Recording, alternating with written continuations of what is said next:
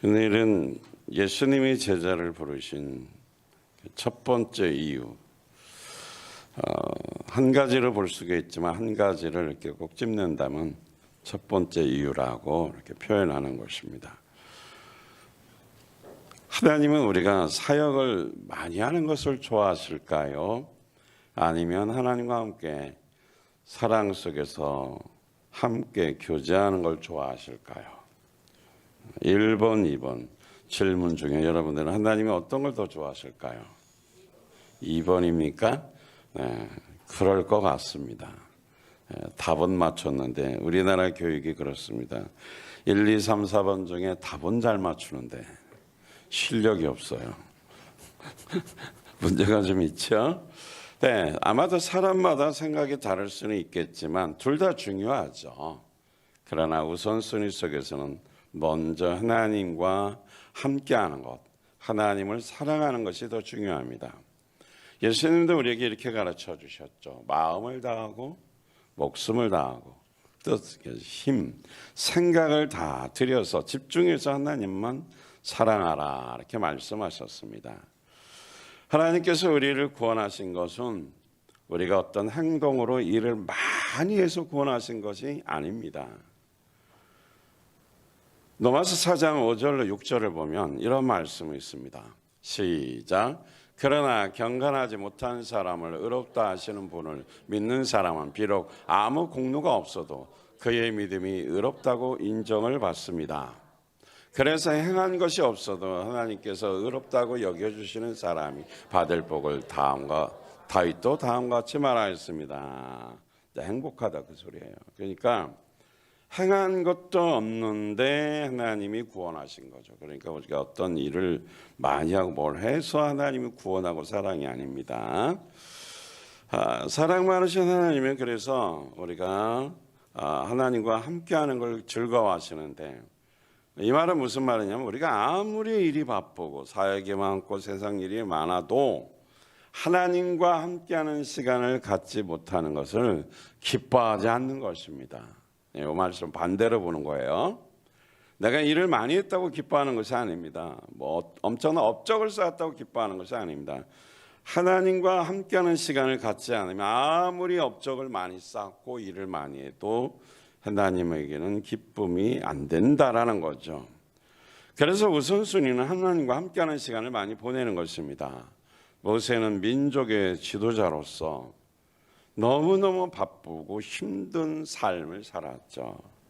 상담도 해야 되고 불평불만 많은 사람도 있고 또 지도자들도 키워가야 되고 또 나라도 키워가고 또 궁극적인 목적지인 가나안 땅까지 광야 40년 동안 끌고 가야 되니 얼마나 힘들었겠습니까? 그럼에도 이렇게 몸이 지쳐서 정말 죽을 시간도 없는 그런 상황이지만 아무리 바빠도 그는 성막, 교회에 가서 하나님과 대면하는 시간을 가졌습니다. 그 당시 성막은 교회입니다. 오늘날로 말하면. 하나님의 약속을 이루시는, 그래서 어떻게 하나님과 계속해서 대면하는 시간, 하나님과 교제하는 시간, 함께하는 시간을 가졌기 때문에 그는 하나님이 약속하신 엄청난 그 위대한 사역을 감당할 수가 있었습니다. 예수님도 하나님의 아들이시지만 이 세상에 사람으로 오셔서 그가 그 바쁜 와중에 매일매일 많은 사람들에게 복음을 전하고 귀신을 쫓아내고 병을 고치고 또 구원 사역을 하는 이런 일 중에서도 그는 새벽에 일어나 한적한 곳에 가서 하나님 아버지를 만나셨습니다. 함께 하셨습니다. 이런 의미에서 예수님께서 제자들을 선택하시고 부르신 이유를 살펴보면서 하나님 말씀대로 좀 순종하며 하나님을 원천적으로 우선적으로 기쁘시게 하는 삶을 살기를 원합니다. 첫째, 예수님께서 제자들을 부르신 목적이 무엇일까요? 마가복음 3장 13절로 15절 말씀 다시 한번 읽겠습니다. 조금 속도를 빠르게 시작. 예수께서 산에 올라가셔서 원하시는 사람들을 부르시니 그들이 예수께로 나왔다. 예수께서 12를 세우시고 그들을 또한 사도라고 이름하셨다. 이것은 예수께서 그들을 자기와 함께 있게 하시고 또 그들을 내보내어서 말씀을 전파하게 하시며 귀신을 쫓아내는 권능을 가지게 하시려는 것이었다. 할렐루야. 예수님은 여기서 세 가지를 제자를 불러서 세 가지를 전수하려는 목적을 가졌습니다. 세 가지를 전수하는 거죠. 첫째, 세 가지를 싸가지로 들으면 안 돼요. 집중자로 세 가지. 첫째, 지식 전달보다는 능력 배양이었다라는 거 많이 들어봤죠. 예수님은 제자들에게 귀신을 쫓아내는 능력도 주셔서 악한 영을 몰아내고 자유를 얻게 하려는 것이었습니다. 그 당시 악한 귀신에 눌린 사람들이 참 많았습니다. 특히 로마 시대에는 기독교인들이 인정받은 것 중에 하나가 이 귀신 쫓아내는 치유사역을 많이 했다고 합니다. 아마 그때에 귀신 들린 사람이 많았다라는 것 같아요.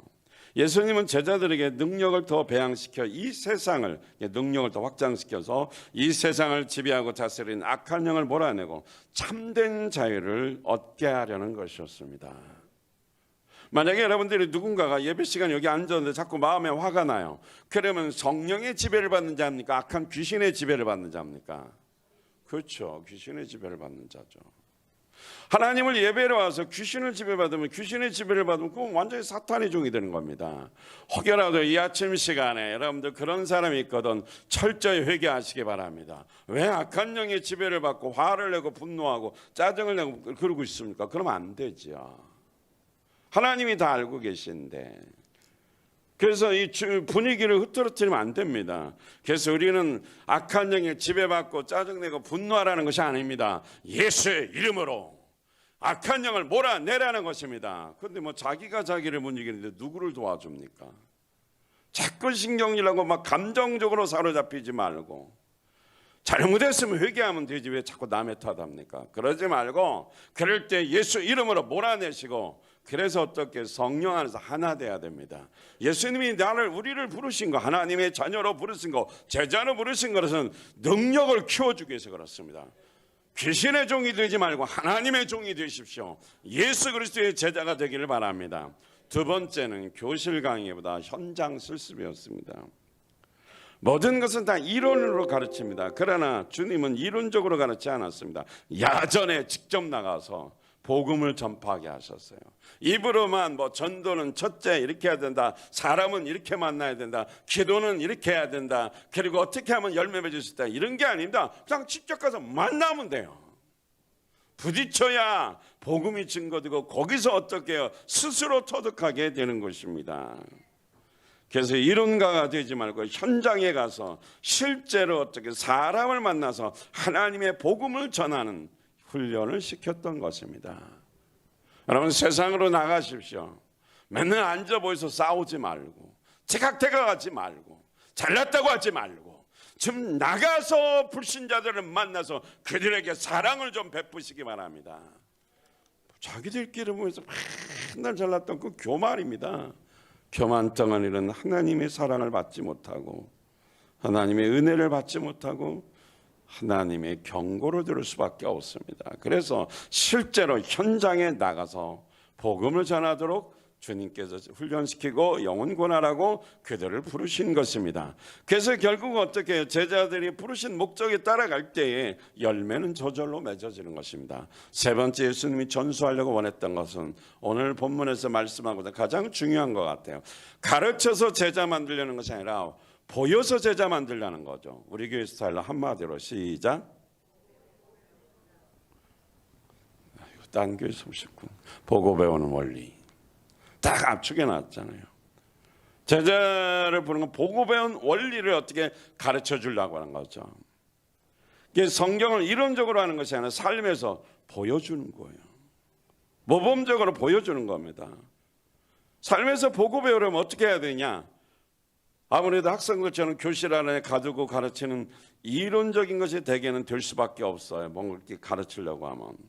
그러나 본문에서는 학생들을 교실 안에 감옥에다 가둬놓고 이렇게 하라 저렇게 하라 가르친 것이 아니고, 뭐 이론은 이런 것이다라는 것이 아니고, 보고 배우는 원리 속에 그 가르침을 하려면 함께 살아야 됩니다. 그래야 보고 배우는 거죠. 우리 자녀들이요, 여러분이 아무 말 안 하고 아무것도 안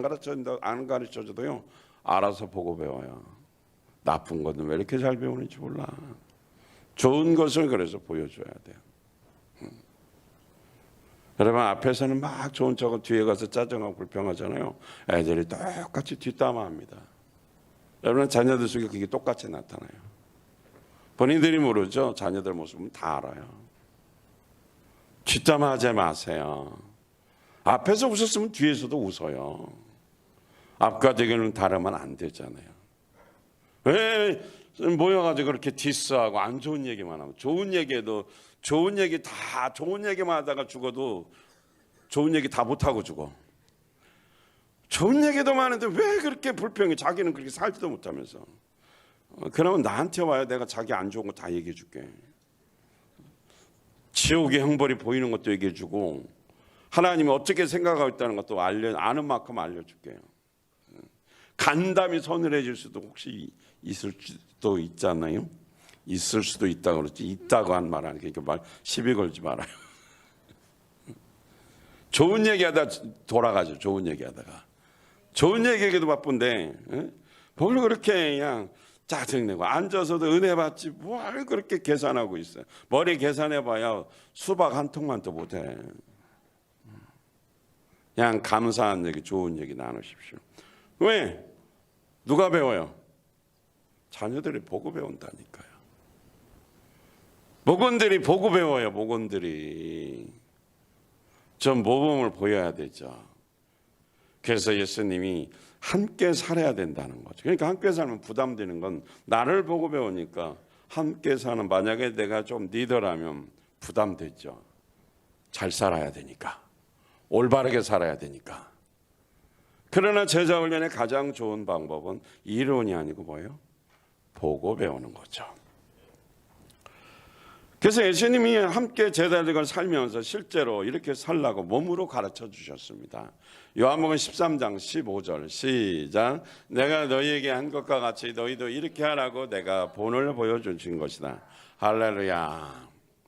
예수님이 제자들과 함께 생활하면서 많은 것을 보여줬습니다. 죄인들과 교제하면서 사랑을 주고 전도했죠. 삭개오 집에 머물면서, 그 삭개오는 어떻게 보면 그 당시 범죄자라고 볼 수도 있죠.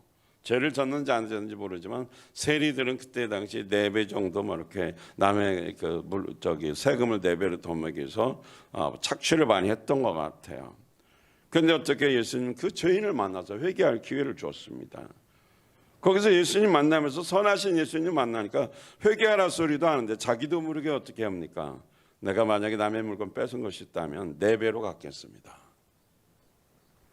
그래서 예수님이 잃어버린 자들을 찾아 구원하기 위해서 왔다. 오늘 이 집에 구원이 이른 걸 삭개오에게 알려줬죠.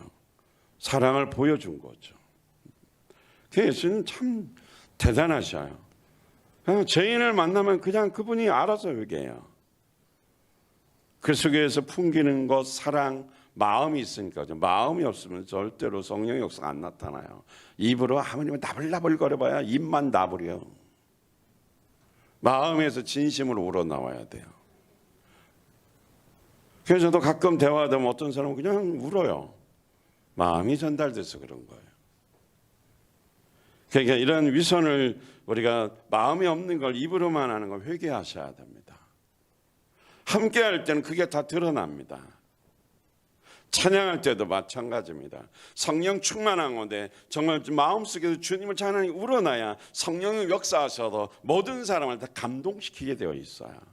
함께 찬양할 때 목소리가 벌써 막 힘있게 우러나오는데 막 어거지로 하면은 주님이 안 계신 거죠. 나는 우리 학생들을 볼 때마다 참 마음이 아프다. 왜 딴짓하고 있나 몰라. 예배도 안 나오지, 찬양도 안 하지. 그래서 아까 내가 저속에 생각하면서 쟤들을 강제로 박수를 치게 해야 되나, 이렇게 해서 입을 벌리게 해야 되나, 아니면 아예 집게로 벌려놔야 되나 고민을 해봤는데, 그러면 또 사랑이 없다 그러고 짜증낼 거고,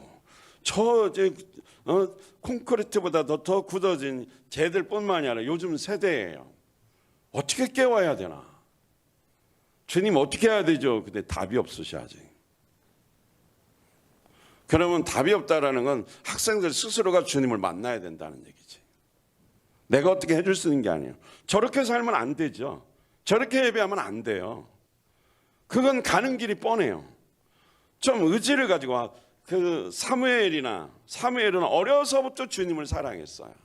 그러니까 우리는 핑계 댈 수 없어. MZ 세대, 뭐 AI 세대, 요즘 세대, 우리는 이해하려고 하지만 그들에게 믿음이 없는 건 사실이에요. 그러면 뭐 하나님 나라는 갈 수가 없는 거죠. 그건 핑계예요. 성경에 보면 어린 시절부터 하나님은 싹시 달라요. 하나님께 쓰임 받고 하나님의 부름을 받고 하나님이 쓰시는 사람은 어려서부터 하나님을 사랑했어요.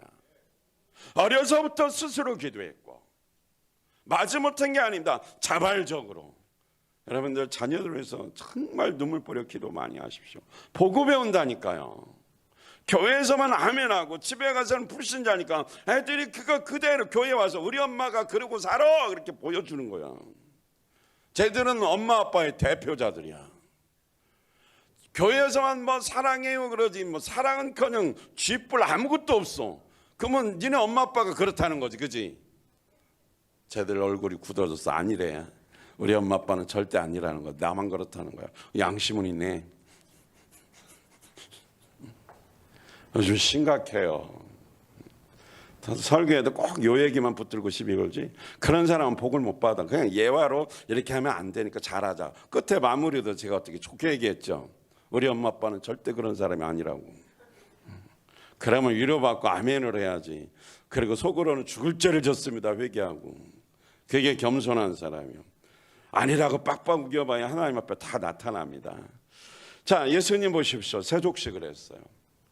제자들 12명 발을 다 씻겨줬어요. 더러워요 발을. 왜냐하면 쓰레빠 신고 다녔으니까. 슬리퍼. 쓰레빠는 어디 말이야? 나 듣다 배운 적이 없는데 왜 그 말이 나오나 몰라. 혹시 일본 말인가 아닌가? 난 배운 적이 없는데 왜 그 단어가 머릿속에 있나 봐. 그래서 슬리퍼 같은 거 신고 다니까 얼마나 발이 더럽겠어요. 12제자의 발을 수건을 머리에 두른 것이야. 허리에 두르시고. 큰일 날 뻔 알았네. 다 어떻게 씻겨줬어요. 그러면서 오늘 말씀이요. 너희도 내가 이렇게 본을 보였으니까 이렇게 하라. 그럼 본을 보여줘 안 따라서 해요. 제가 우리 교인들한테 본을 보여주는 건 확실하게 말할 수 있는 건 두 가지예요. 하루에 3시간 기도하는 거, 매일 전도하는 거. 본을 보여주죠. 제가 오래됐어요 그거는. 기도하는 거면 30년도 넘었고, 전도하는 걸 직접 보여주는 것도 한 6, 7년, 옛날에도 했지만 계속하는 건 지금 6, 7년째인데 안 배워. 했으면 좋겠다고 마음만 갖지 안 배워. 요즘 세대는 본을 보여줘도 안 하는데 이게 쉬운 게 아니에요. 진짜 쉬운 게 아니에요. 그러나 포기하지 말고 끝까지 하다 보면 그 중에 하나는 나오겠죠.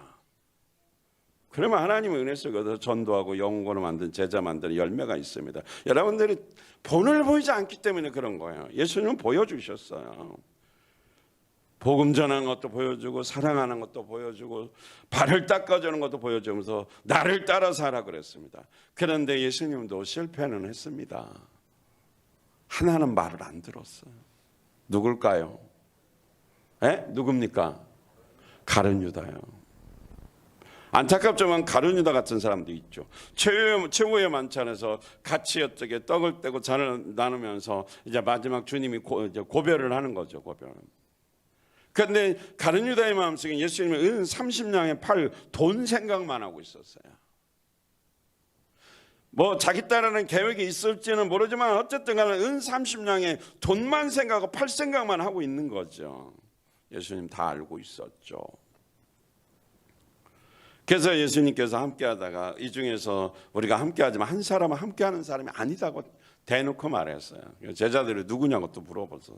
얄궂게 짓궂게 또 물어보는 거예요. 누구냐고. 그렇게 함께하지 않았고 배신할 사람이 누구냐고 물으니까 이 떡을 내가 주는 자다. 근데 눈치를 못 챘어요. 그러면서 예수님께서 네가 할 일 빨리 가서 해 그랬어요. 그때 사탄이 확 들어가가지고 싹 사라졌어요.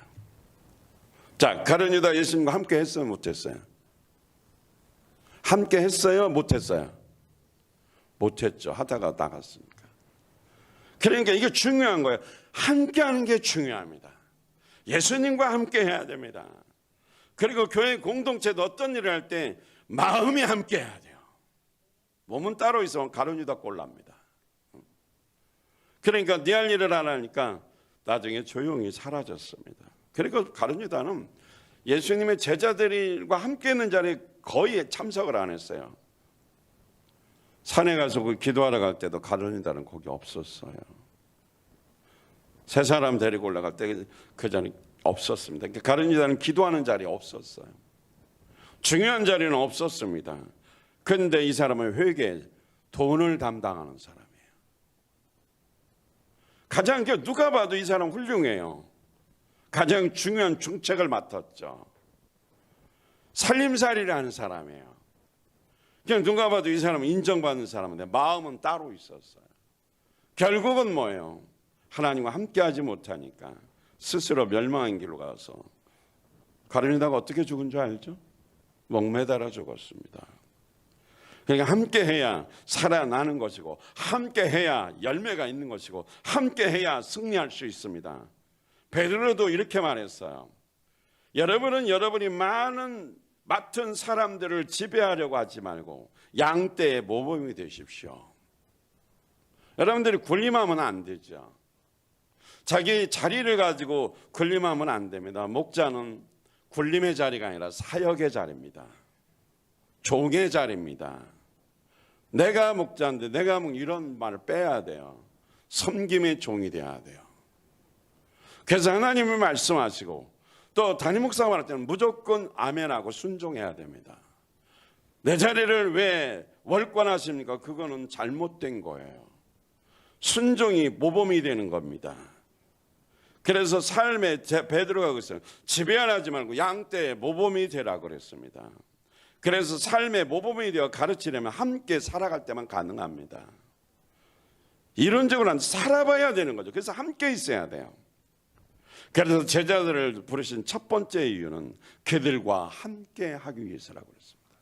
세 가지 전수를 합니다. 첫 번째 나와요. 그게 예수님과 함께 살아야만 진정한 제자로 예수님을 보고 배우는 훈련, 연습을 통해서 예수님의 특징이 두 가지가 있어요. 예수님의 특징은 두 가지. 첫째는 뭐죠? 순종. 두 번째는 섬김입니다. 이게 예수님의 삶의 특징이에요. 그렇게 예수님과 함께 살 때 예수님이 순종하고 예수님이 섬기는 걸 우리는 매일매일 보고 배울 수 있다라는 것입니다. 존경하는 사람과 자주 만나면 그 사람을 그 흉내라도 냅니다. 옛날에 보니까 아주 옛날에 오래전 일이에요. 옛날 호랑이 담배 피시던 시절입니다. 한 30년 넘었는데 그때 학생인데 여학생인데 그 탤런트 누구를 되게 좋아했나 봐요. 그 머리를 똑같이 하더라고. 앞머리 툭 자르고 똑같이 하더라고. 자기가 좋아하니까 TV에서 맨날 보니까 그 머리를 하는 거죠. 그러니까 존경하는 사람과 늘 만나고 함께 그 사람을 배우게 돼 있어요. 심지어 말투까지 배우고 그렇게 살아보려고 노력하는 것입니다. 그래서 함께 살아야만 보고 배울 수 있는 겁니다. 하나님 나라의 복음을 들고 세상을 온다가 악한 영을 몰아내고 자유를 주고 그 백성들을 하나님께 인도하는 모습을 예수님을 통해서 보고 배우는 겁니다. 그래서 예수님과 함께 살아가는 것이 뭐예요? 행복한 겁니다. 삶이 너무 멋지지 않습니까? 우리는 주님과 함께 하시는 매일의 삶을 통해 이렇게 행복하고 아름답고 멋지게 살아가기를 예수 그리스도 이름으로 축원드립니다. 두 번째 봅시다. 한번 읽어봅시다. 시작. 예수님과 함께 살지 않는 생활은 죄이다. 마태복음 28장 20절 시작. 내가 너에게 명령하는 모든 것을 그들에게 가르쳐 지키게 하여라. 보아라, 내가 세상 끝날까지 항상 너희와 함께 있을 것이다. 예수님께서 제자들을 선택하고 떠나시면서 내가 세상 끝날까지 영원히 너희와 함께 있겠다고 그랬어요. 누가 함께 있다고 그랬? 함께 있는다고 그랬어요? 예수님이 나와 함께 한다는 거예요. 약속하신 거죠. 따라서 이제는 주님이 나와 함께 하니까 이제는 내 차례예요. 주님과 함께 의지적인 함께하는 생활을 의지적으로 해야 된다는 겁니다. 의지적으로. 예수님이 날 사랑하니까 가만히 있으면 안 되죠. 나도 주님과 함께 사는 생활을 내가 어떻게 해야 된다고요? 의지적으로 해야 돼요. 여기는 의지가 필요하죠. 주님 마음에 모시면 삶에서 주님과 함께 하지 못할, 함께 안 할 수가 없다라는 거죠. 포도나무와 가지의 관계를 보면 가지가 어떻게 나무에 붙어 있으면 가지는 말라 비틀어지지 않습니다. 그런데 가지가 나무에서 떨어지면 어떻게 해요? 가지가 어떻게 해요? 말라 비틀어져서 땔감이 된다고 해서 불에 태워버린다고 그랬어요. 경고죠. 이 의미는 예수님과 함께 살아가지 못하는 것은 주님과의 관계가 멀어지게 된다는 거죠. 그러니까 주님이 내 안에 계시고 뭐 부모 관계 있어도 멀리 떨어지고 형제도 떨어지면 멀잖아요. 그런 의미로 생각하세요. 교리적으로 무슨 신학적으로 예수님이 내 안에 계시는데 뭘 멀어져 이렇게 따지지만 그건 이론적인 거예요. 실제 어떻게 해요? 가깝고 멀고도 있잖아요. 형제들도 가까운 형제가 있고 먼 형제가 있잖아요. 둘째가 뭐 보니까 여자들은 딸이 있으면 딸끼리는 친하고 아들하고는 조금 그 동생이고 오빠들하고 좀 멀어. 저도 보니까 여동생 둘이 있는데 둘이는 가까이 살더라고. 나는 뭐 어쩌다 전화도 한번 올까 말까 그러다가 내가 생각나면 전화하는데 요새는 나도 안 해. 안 오니까 안 하고 뭐 근데 그거보다는 제가 너무 바쁘잖아요. 그러다 보니까 전화할 틈도 어떤 때는 이렇게 좀 놓치는 경우가 있어요. 그러다 감동일 때 한 번씩 하는데 동생들은 원래 전화 안 해요. 이기적이야. 오빠가 하는데 그것도 몇 번에도 안 하니까 그것도 그렇더라고. 끼리끼리 놀아 집안에서도 가깝고 멀고. 이 뭘 얘기하는 거예요? 주님과 함께해서 가까워지는 삶이 돼야 된다는 거죠. 하나님을 가까이 함이 뭐라 그랬어요? 불행이야 복이요? 행복이라고 그랬어요. 하나님을 가까이서 손해보는 게 없습니다. 진짜 행복합니다. 멀어져서 힘든 거예요. 하나님과 멀어지면 인생이 힘들어요. 마음으로 여러분이 뭔 일에 뭐 삐졌다 그럼 하나님과 멀어진 거예요. 마음으로 막 화가 나고 불평이다 그럼 하나님과 멀어진 거예요. 내가 마음으로 누구를 막 욕하고 있다 하나님과 왕창 멀어진 거예요. 뒤에서 막 뒷담화 까고 있다 하나님과 멀리 가서 저기 어디 불 앞에 있을지도 몰라. 거기 있을지도 모른다고 있다고 안 했어요.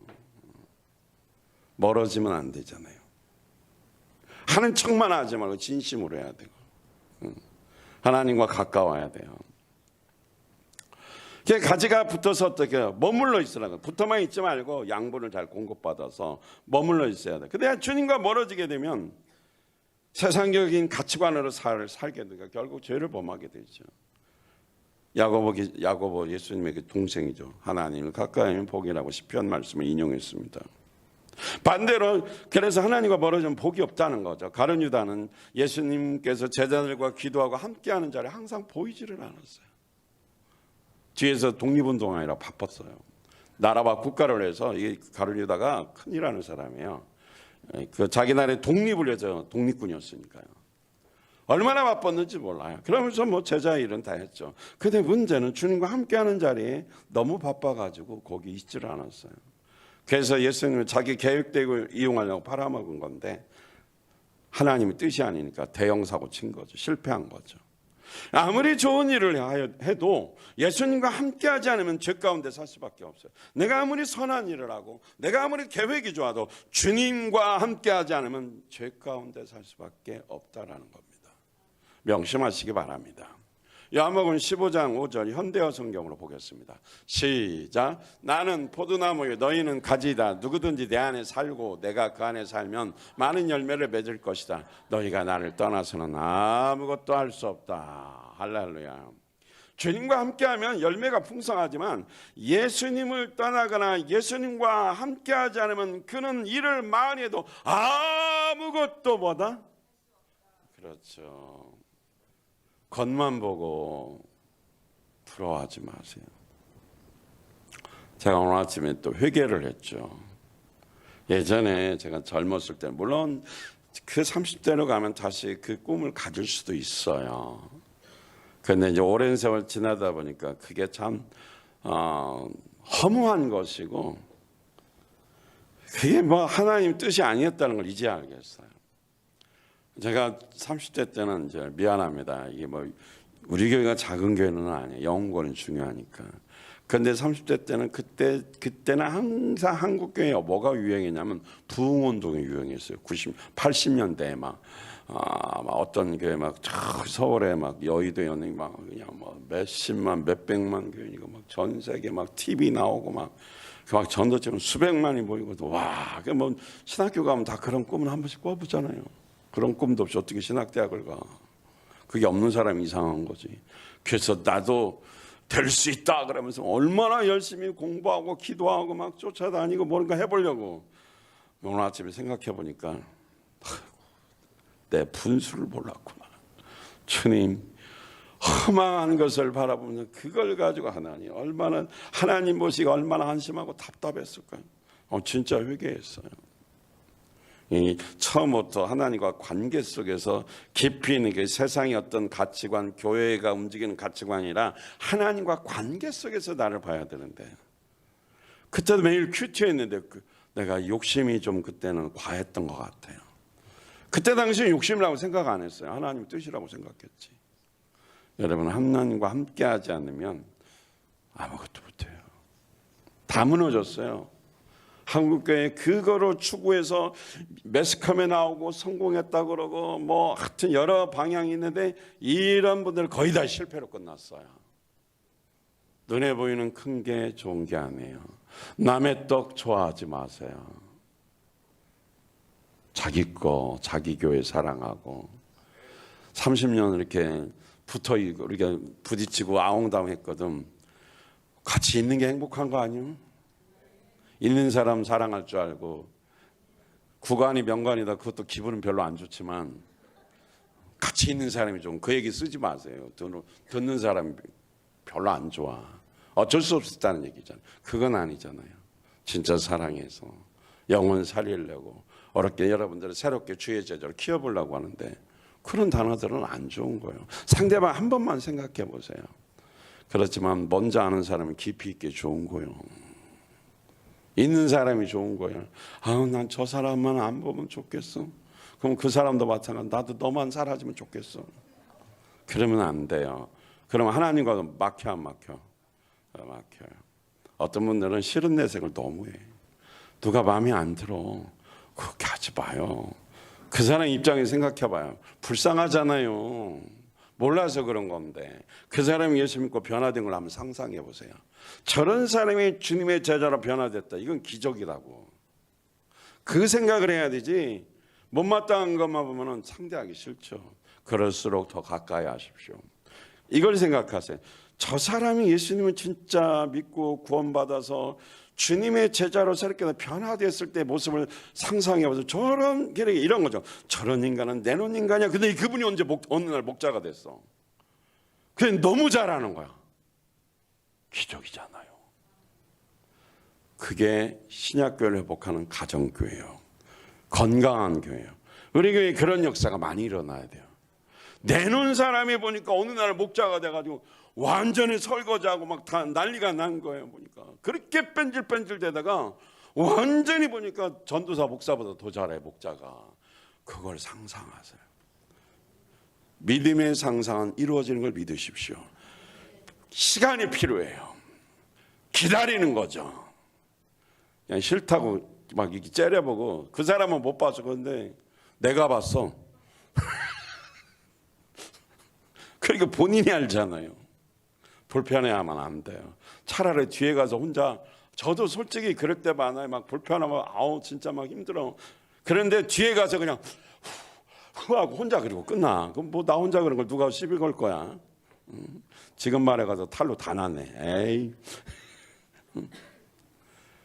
그러니까 그런 마음은 언젠가는 회개하고 변화될 거다. 좋은 상상을 하세요. 목장 안에서도 그냥 좋은 상상을 하세요. 믿음, 그래서 부정적인 말 웬만하면 하지 말라 그랬죠. 생각도 부정적인 생각하지 말고. 이 얘기는 내가 그 평소에 강의 때 했는가? 기도할 때도 가능한 부정적인 거로 하지 말고 긍정적으로 하라 그랬죠.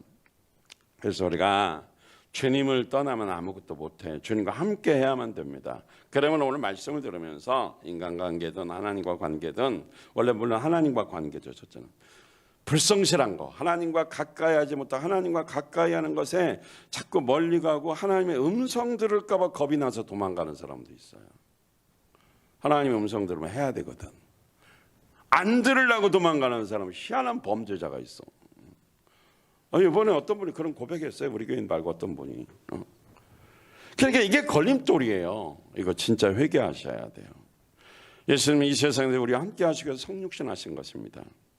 말씀이 육신이 되면 우리 가운데 세상에서 이 세상에 사람으로 오셨어요. 임마누엘이잖아요. 하나님 우리와 함께 하시다.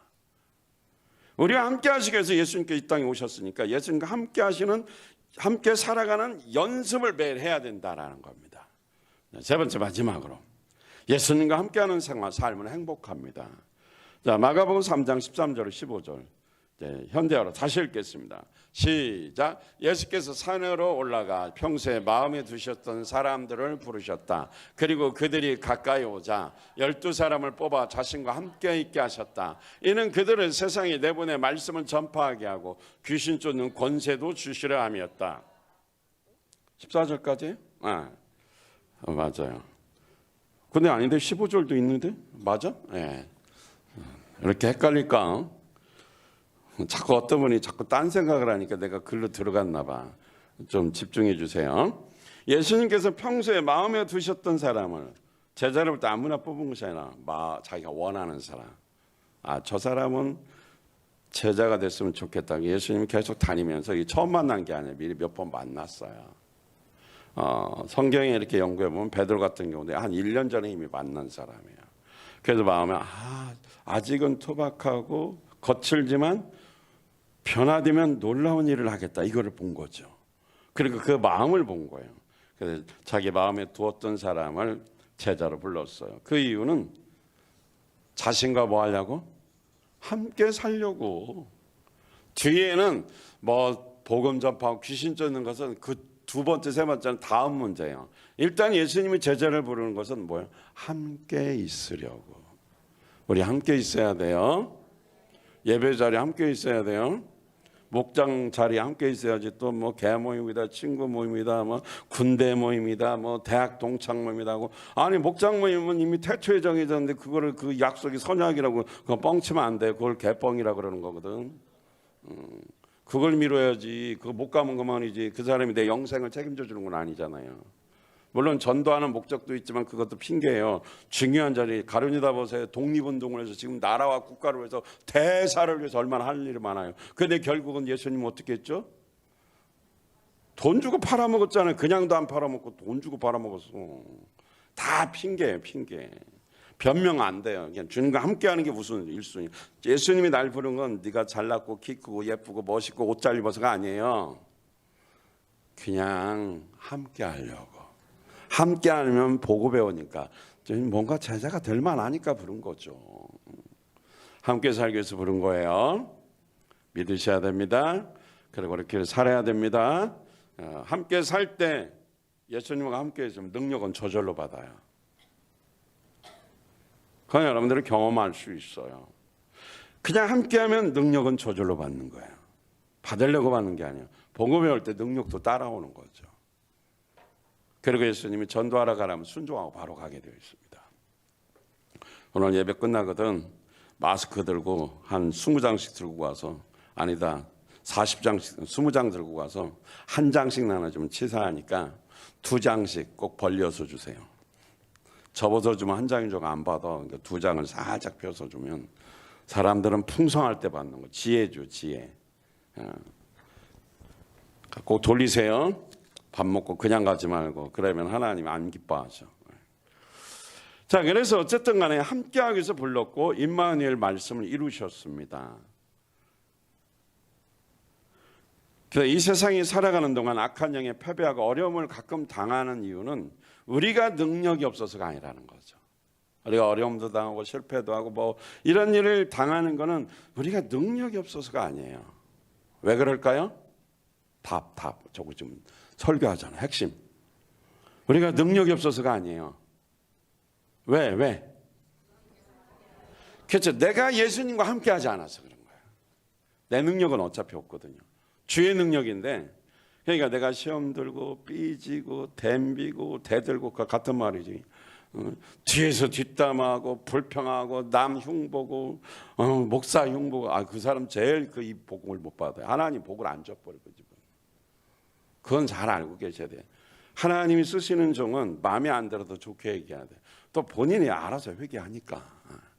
목자도 마찬가지. 너무 목자 욕하지 마. 왜 이렇게 밥 사주고 차 태워다 주고 없을 때 도와주고 힘들 때 함께 해주고 나도 피곤해 죽겠는데 들을 얘기 못 들을 얘기 다 들어주는데 또 돌아서면 뒤에서 욕하고 복을 못 받아. 그래서 어떤 분이 그런 사람은 입을 확 찢어가 뒤집으라고, 제 얘기가 아니고 어떤 분이 그런 말을 한다는 사람이 있더라고. 그런 말을 쓰면 안 돼요. 그러니까 좋은 걸 얘기해줘야 내가 복을 받는 거야. 근데 그렇게 나오는 이유가 뭐냐? 왜 불평이 나와요? 누구와 함께하지 못해서? 예수님과 함께하지 못해서 그래요. 목사님이 설교는 그렇게 해도 우리는 그렇게 못 살아. 그러지 마요. 그럼 왜 들어 설교? 살려고 연습은 하고 노력은 해야지. 이름 불러줘. 누군지? 몰라. 근데 사실은 내가 무슨 하나님인데 몰라요. 언니라고 하는 얘기야. 얼굴 굳어지면 자기가 범인이요. 그러니까 무서워. 이건 눈치로 하는 거지 알고 하는 게 아니에요. 얼굴 굳어져서 눈치로 하는 거지. 무슨 목사님 뭐라 착각하죠. 나 몰라요. 자기가 얼굴에 표정이 굳어져서 그런 거야. 그러니까 그럴수록 더 무서워. 너무 웃지 말고 오버하면 또 들키니까. 왜 그래요? 주님과 내가 함께하지 못해서 입이 그렇게 생각하게 행동이 그렇게 나온다는 거예요. 그러니까 누구와 함께하는 게 중요해요? 예수님과 함께하려고 하는 게 중요한 거예요. 연습하고 노력해야 됩니다. 매일매일 우리 찬양단도 부탁드려요. 토요일 날하고 주일 날만 주님과 함께하지 마. 매일 함께하지. 와서 기도 좀 하지. 일주일 내내 꽃배기도 안 보이다가 토요일만 하고 주일만 하게 영성이 없잖아요. 얼마나 힘들어. 그러니까 주말에 와서 수고하고 찬양하고 너무 애쓰고 이거 힘든 거 내가 이해해요. 칭찬하고 위로하고 고맙다 말해요. 근데 본질적으로 볼 때 그래도 막 속에서 영성이 어떤 하나님의 은혜가 막 나올 때 모든 사람이 더 좋잖아요. 나도 은혜 받잖아요. 그러니까 그 반짝이로 함께하지 말고 비가 오나 눈이 오나 이제 비 안 새는 것 같아요. 여기 이제 뒤도 좀 있으면 안 셀 거야. 우리 윤하수 병자가 비를 맞기로 했어. 약속을 했어. 이제 본인도 와서 이제 비 맞고 기도할 거야. 자, 그래 비가 오나 눈이 오나 춥거나 우리 교회 얼마나 좋아요. 에어컨 틀으면 추워. 또 겨울에는 또 틀어놓으면 뭐예요? 더워. 이렇게 비구름 아니 구름 기둥 불 기둥으로 꽉 찬 본당이 어디 있어요? 우리 교회처럼 좋은 데가 없어요. 그리고 옆에 싹 바꿔가지고 얼마나 신선해. 여러분은 바닥하고 앉는 의자를 바꿔야 되는데 그러면 안 되는 게 빨리 이사 가야 돼. 우리 청소년들을 키우려면. 여기서 말뚝 박으면 이거 안 돼요. 그러니까 뭐예요? 하나님과 함께하는 생활을 할 때에 평상시에는 모르지만 하나님이 일을 할 때 하나님이 기뻐 성령의 역사가 천군천사 막 군대를 동원하니까 죽은 사람이 막 살아나고 팔딱팔딱 뛰고 눈물을 흘리게 되어 있어요. 야단치는 거 아닌 거 아시죠? 또 야단 또 뭘 말하면 야단 막 언제 야단 쳤어? 매일매일 해서 이렇게 하나님과 함께함으로 더 기쁨으로 쓰임 받자라는 거죠. 반짝이로 그 시간만 하지 말라는 거예요. 마찬가지 우리 모두가 주님과 함께할 때 이런 어려움과 힘듦, 갈등을 너끈히 어떻게 해요? 이겨낼 수 있습니다. 시편 23편 1절로 3절 시작. 주님은 나의 목자시니 내게 부족함이 없어라. 나를 푸른 풀밭에 누이시며 쉴만한 물가로 인도하신다. 나에게 다시 새 힘을 주시고 당신의 이름을 위하여 바른 길로 나를 인도하신다. 할렐루야. 하나님 여호와 하나님이 나의 목자야. 그러면 목자와 양이 함께 하잖아요. 하나님과 함께하면 부족함이 있다 없다?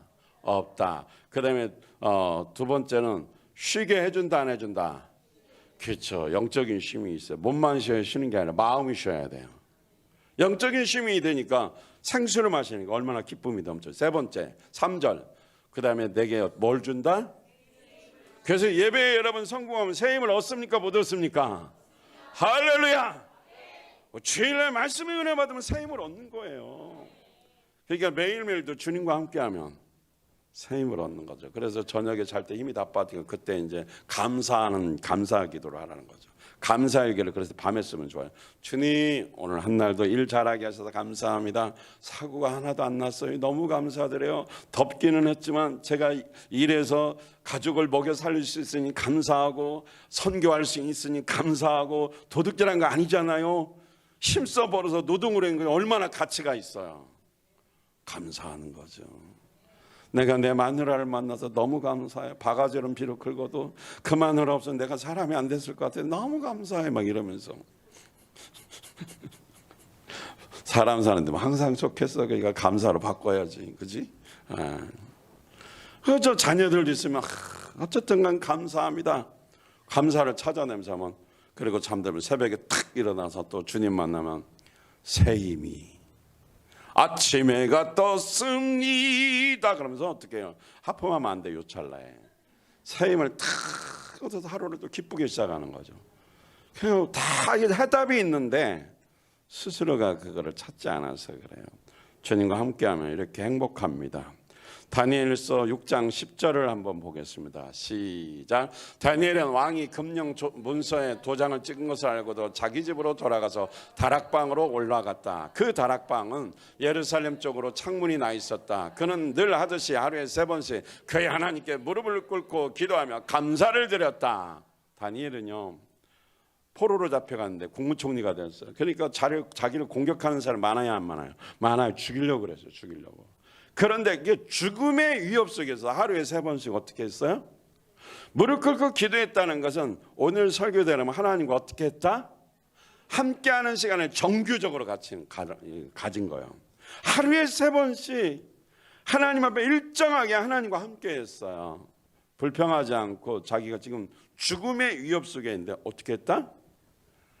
아니 또 써 있잖아. 감사를 드렸던 한글 뭐니거요? 땡큐. 땡큐 지저스. 영어로 쓸 걸 그랬나? 감사 기도를 한 거예요. 원망하는 기도가 아니라. 지금 어떤 상황? 죽음의 위협.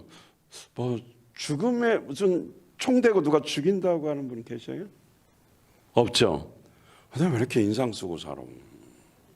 죽을 일도 아닌데. 힘들다고 하지 말고 그럴수록 기적이 일어난다. 하나님이 손대서 목자 만들어 말할 수 없도록 충성된 사람, 이걸 상상을 하세요. 그리고 하나님 감사합니다.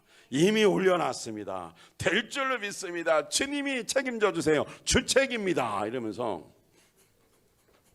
주책의 뜻이 뭐예요? 그렇다는 것 같아요. 맡기고 기도하면, 그래서 가정교회 좋은 게 뭐냐면 변화될 것 같지 않은 사람 변화되는 거예요. 이게 성경대로 해서 그런 거죠. 그게 기적입니다. 뭐 돈이 100억이 뚝 떨어진 게 기적이 아니라 지옥 갈 사람은 천국 가는 거, 변화되지 않은 사람은 정말 신실한 좋은 크리스찬이 되고 싶다 노래도 했잖아요. 그리고 변화되는 거죠. 이런 역사가 많이 일어나야 돼요. 목장 안에서 많이 일어나야 돼요. 교회에서 많이 일어나야 됩니다. 그게 하나님이 살아계신 증거입니다. 그러기 위해서는 우리가 먼저 누구와 함께하라? 그렇죠. 함께할 때 어떤 마음으로? 두자 땡큐 뭐요? 야, 통역을 잘 하시네. 감사하며 살아는 거죠. 그러니까 다니엘서 6장 28절 결론 이거를 봐야 돼. 또 어떻게 됐는가? 시작. 다리왕 시대와 바사 사람 고레스 왕 시대에 형통하였더라. 지금 정권이 바뀌면 보통 죽어요. 전에 그 왕의 국무총리가 정권 바뀌면 정치 세력을 하기 위해서 이 사람을 어떻게 죽여야 되는 거죠. 그런데 다니엘은 건재해요. 왕권이 바뀌어도 어떻게 됐다? 오히려 그냥 건재한 정도가 아니라 빨간 글자. 이거를 좀 풀어서 해석하면 준노야? 형통을 쉽게 너희들 말로 복을 많이 받았다. 성경 3번역에는 잘 되었더라. 잘 된다는 거죠. 그러니까 하나님과 함께하면서 감사의 마음으로 하나님과 함께했더니 잘 되는 거예요. 잘 되는 거예요. 뭐든지 죽을 자리 안 죽고 정권이 바뀌어도 건재하게 자기의 어떤 그 영향력을 계속 끼치면서 계속 사는 거예요. 세계적으로 하나님 나라 귀한 일꾼으로 지금 예화로 여기까지 왔어요. 다니엘이 여기까지 왔다고. 하나님과 함께하는 삶을 살아내셔야 돼요. 우리 청년들, 우리 청소년들 어려서부터 그렇게 뺀질뺀질하지 말고 사무엘처럼 하나님 감사, 좀 예쁜 손으로 기도 좀 해봐. 이렇게 하지 말고 배 내놓고 하지 말고 참 예쁜 손으로. 그 애들 때 누가 예쁜가? 때 사무엘 기도 그 그림 있잖아요. 그럼 얼마나 예뻐. 여잔지 남자인지도 모르는데 나중에 보니까 남자야, 그죠? 사무엘 그림 있잖아요. 기도하는 손 보면 여자인 줄 알았더니 사무엘 남자예요. 얼마나 예쁘게 그러니 하나님 얼마나 예쁘게 해서 기도도 예쁘게 해야 돼요. 아버지, 주님, 아빠 그래도 된단 말이에요. 근데 이게 뭐니 니들은. 우리 청년들 잘 들어서 어른들은 알아서 하시고 예쁘게 하나님 앞에 기도해야 돼. 함께 하는 거. 그냥 시간 맞춰서 자기 계획대로 하지 말고 아침 시간은 주님과 함께 해야 돼. 새벽에 못 나오면 큐티라도, 왜냐하면 멀리서 못할 수도 있잖아요. 그 자리에서 해야 되는 거죠. 7일은 못하니까 4일은 꾸준히 하라고. 4일은 일주일 내내 하면 좋지만 못할 때도 있으니까 3일은 내가 빼줄게. 내 마음대로 빼면 안 되는데 4일 정도는, 왜냐하면 3일 하면 약해. 7일 중에 4일을 해야 이게 넘어가지. 4번은 만나야 3번을 이기는 거예요. 근데 7번 중에 3번하고 4번은 4번 안 한 게 많으니까 눌려. 내 얘기야. 그럴 것 같다는 거지. 근데 그럴 수도 있잖아요, 그죠? 그래서 여러분들이 어려서부터 이렇게 꾸준히 쌓아놓으면 처음에는 안 보이지만 다니엘처럼 어느 순간에 나이가 먹어서 딱 그 시점에 가면 내가 별로 하지도 않았는데 뭔가 잘 되기 시작하는 때가 와요. 그동안 하나님과 함께하는 생활을 쌓아놔서 그래요. 그런데 그동안 하나님과 뺀질되면은 그 잘 되는 시점에서 자꾸 방황을 하고 갈등을 하게 돼요. 어려서부터 하나님과 함께하는 생활 연습하십시오. 그러면 행복할 수 있어요. 예수님의 제자들은 주님과 함께하기 위해서 주님이 불렀어요. 그랬더니 능력도 받았어. 귀신도 쫓아내고 복음도 전파하고 나중에 예수님 떠나신 후에는 세계의 복음을 증가하는 귀한 인물들로 다 쓰임 받았습니다. 그들은 한낱 어부였고 그냥 특별하지 않은 별 볼 일 없는 평범한 사람이었어요. 세리장이 죄인이었고 매국노였고 그런 사람들이 변화되어서 하나님의 주님의 제자로 순교까지 갔습니다. 여러분 보고 순교하라는 말까지는 뭐 이렇게 그런 의미까지는 말 아니고 주님과 함께 하십시오. 매일매일 가능하면 나오셔서 이 증평에 사시는 분들은 새벽을 깨워 기도하시고 주님 만나십시오. 잡념으로 가지 말고 그냥 주님께 가면 하나님만 생각하세요. 사람 생각하면 열받아서 기도 못해요. 하나님만 집중하세요. 그러면 다 해결됩니다. 그러면 어떻게? 능력은 저절로 받는 거예요. 그 능력이 흘러나갑니다. 그리고 복음 전하러 나가십시오. 만나십시오. 그러면 하나님이 일하십니다. 풍성한 열매는 주님이 맺게 해주는 겁니다. 그래서 우리 스스로가 새벽에 깨어 기도하고 하나님의 음성을 들으려고 연습해야 됩니다. 그래서 성실하게 해야 됩니다. 하나님을 가까이 하면 행복한 신앙생활을 할 수 있습니다.